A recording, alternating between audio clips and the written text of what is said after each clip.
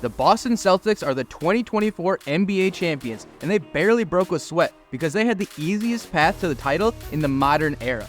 And now it's my honor to present to the Boston Celtics the 2024 Larry O'Brien Trophy.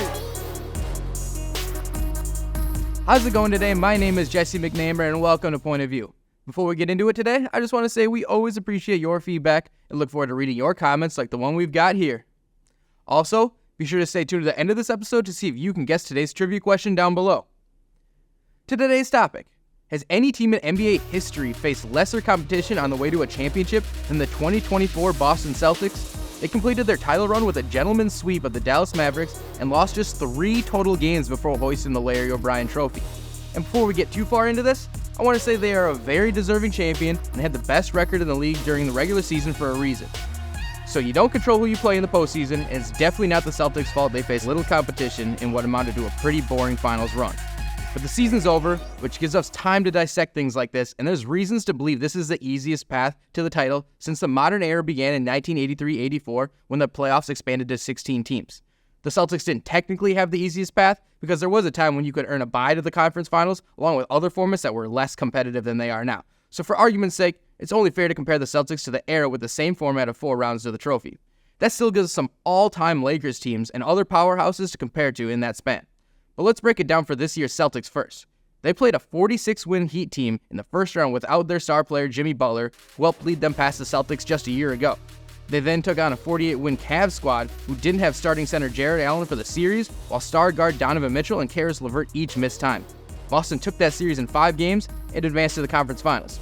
There, they played a 47-win Pacers team who had advanced to the third round in large part because Giannis Antetokounmpo was unavailable in their first-round matchup against the Bucks, and in their second-round matchup, the Knicks were without Julius Randle, Mitchell Robinson, and Bojan Bogdanovic, while some active players were pretty banged up.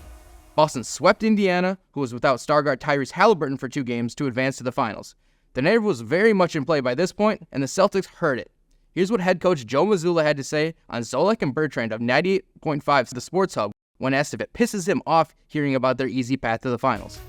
It doesn't piss me off. It's just control what you can. There's nothing you can do about it. And I think there's always 2 sides to a narrative. Like, regardless of the path that we've been on, if you don't take care of business, there'll be a reason why. And if you do take care of business, there'll be a reason why. I think the great thing this team has done this year is kind of just stay balanced, focus on what's true, and at the same time focus on, the things that we can control. And I think every test that's been put in front of us, we've kind of handled, as a team and with togetherness and kind of with the right mindset. If you enjoyed that, check out the rest of that interview. Now, Mazzulla answered that question how he should, but it doesn't change the fact that it was the easiest path to get there, and it didn't get much harder in the finals, beating a 5th-seeded, 50-win Mavs team with a banged-up Luka Doncic. Now, to be fair, Kristaps Porzingis was the only significant player to miss time in the series, and the Celtics clearly outmatched Dallas, but it was nevertheless a piece of cake to get the trophy in 5 games. And Luka did address his injury in the post-game press conference. Here's what he had to say about how it affected his play in the finals. It doesn't matter if I was hurt. How much was I hurt? I was out there, tried to play, but I didn't do enough. Hey, if whiny Luka wants to say it wasn't a big deal, then I'll give Boston a little extra credit for the finals. But now that their path has been laid out, let's compare it to some other champions who are considered in the running for the easiest path.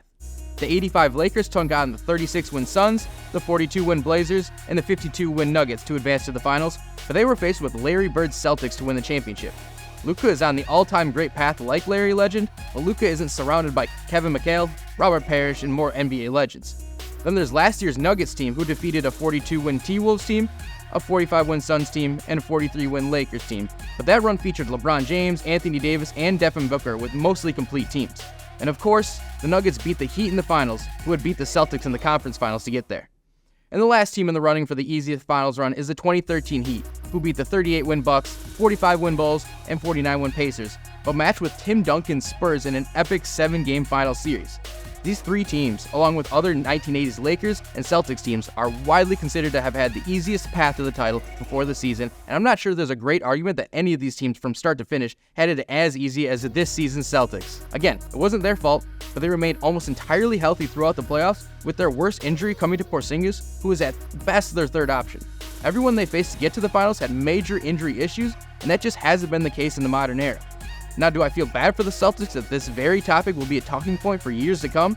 Absolutely not. It's just a fact that they got lucky. But they're not the first team to get lucky, and they won't be the last, and championship banners fly forever. So congrats to them, I guess. Man, those fans in Boston have had it so good for so long with their pro sports teams. And I hate to say it, but I think the New England Patriots will make some big strides this season after some tough years recently. For more on how they are going to surprise the NFL, check out this past episode of Point of View. And the moment you've been waiting for, here's the answer to today's trivia question. We appreciate you tuning in to this episode of Point of View, and we will see you in the next one.